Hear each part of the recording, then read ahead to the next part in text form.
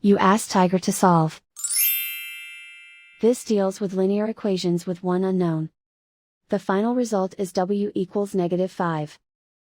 Let's solve it step by step. Group all w terms on the left side of the equation. Subtract 6w from both sides. Group like terms. Simplify the arithmetic. Group like terms. Simplify the arithmetic. Group all constants on the right side of the equation.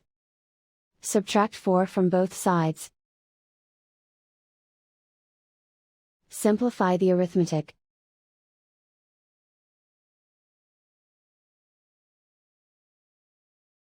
Isolate the w.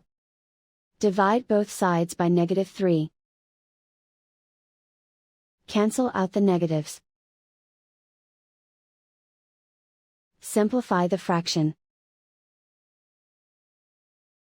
Move the negative sign from the denominator to the numerator. Find the greatest common factor of the numerator and denominator. Factor out and cancel the greatest common factor. And so the final result is w equals -5.